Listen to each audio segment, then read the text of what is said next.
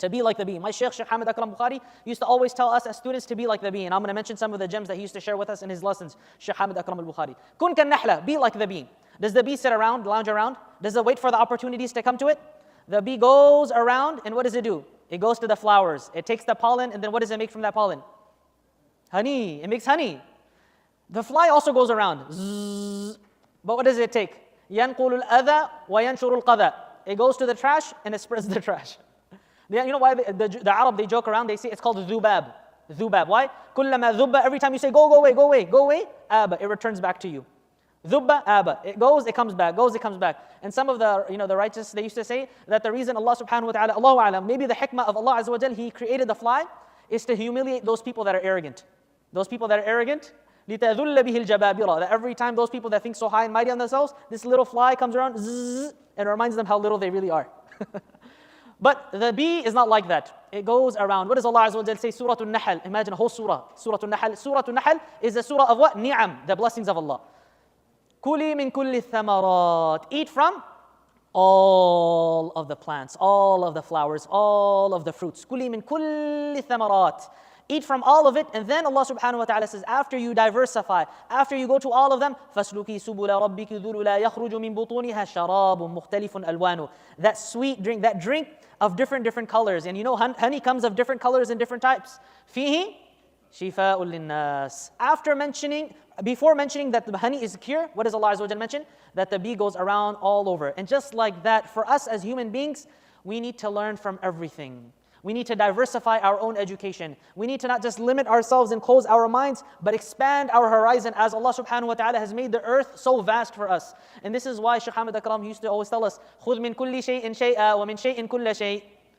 Take everything, take something from everything. This applies to the students of knowledge and applies to everyone within your own fields. Take something from everything. And from something, take everything, specialize in. Meaning that as a student of knowledge, you're going to specialize in whatever field you're going to specialize in, whether it be fiqh or Quran or this or that. But that doesn't mean you neglect aqidah, you neglect this, you neglect seerah, you neglect aqidah, you neglect that science. You don't neglect it. You take something from everything, and then when you as a human being have experienced so many different things, you know what's out there, you know what exists, and then you see where does your heart lie? Where are your passions? Where do you find true happiness? Where do you find your purpose? Is it in engineering? Is it in being a doctor? Is it in doing this? Whatever it is it in being a salesperson? I don't know. That's your decision. When you have that passion and then you see that community need, then you specialize in that thing. Anyone ever hear of the commentary called Fathul Bari? Fathul Bari is a commentary on Sahih al-Bukhari. Who is the author? Al-Hafiz ibn Hajar. Al-Hafiz ibn Hajar, everyone knows him for his commentary on Sahih al-Bukhari. Bukhari is what? Hadith, right guys? So people imagine him and think of him to be a hadith scholar, a muhaddith. But not many people know that Al-Hafiz ibn Hajar was a hafiz of Quran before the age of 10. Many people don't know that by the age of 12 he was leading Taraweeh in Al-Masjid al-Haram. Many people don't know that he memorized Shatibiyyah and the Qira'at before even reaching puberty. Many people don't know that he recited to Ibrahim al-Tanuhi. People know Hafiz ibn Hajar, the muhaddith, but they don't know Al-Hafiz ibn Hajar, the qari, the one of Quran. Al-Hafiz ibn Hajar, they know him as the muhaddith. They don't know that he studied and memorized Mulhatul I'rab in Lugha. They don't know that he memorized Alfiyat ibn Malik, a 1,000-line poem on Arabic Nahu and grammar. And that he traveled to Sana'a, he traveled to Yemen to then go to study the Alfiyah, to study that Arabic with Al-Fayruz Abadi, the author of Al-Qamus Al-Muhit, that great scholar of language. They know Al-Hafiz ibn Hajar, the muhaddith. They don't know Al-Hafiz ibn Hajar, the linguist. They don't know Al-Hafiz ibn Hajar, not only was he a linguist, not only was he a person of Quran, not only was he a person of hadith, but he was also Al-Hafiz ibn Hajar, the faqih, the Shafi'i faqih that memorized the minhaj of Imam al-Nawawi.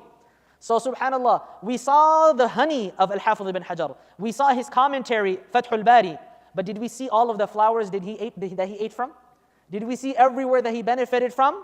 So I have to ask you, where are our flowers and what is the honey that we're producing so that the ummah can benefit from? Because the honey is what has the cure.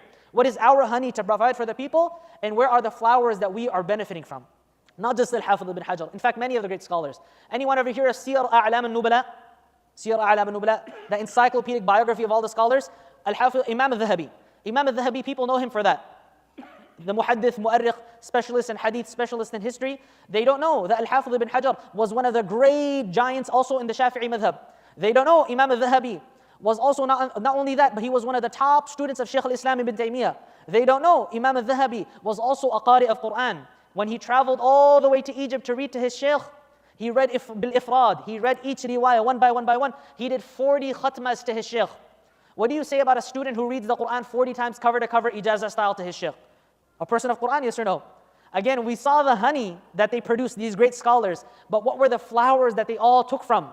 Again, the question is for us, what are the flowers? What are the things that we're benefiting from? The scholars, the books, the writings, the papers, whatever it is. Not to be the fly that endlessly scrolls and picks up the trash, but to be using even the phone or whatever resources we have, to be like the bee. Sallu ala Rasulullah.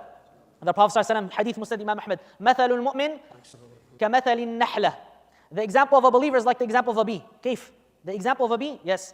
أَكَلَ الطَّيِّبَ وَوَضَعَ الطَّيِّبَ. It eats good, whatever it consumes is good, and then it produces what is pure. May Allah make us min al-tayyibin. May Allah make us from those that consume good, and then they also produce good. So be like the bee, ya jama'ah. Kun kan nahla.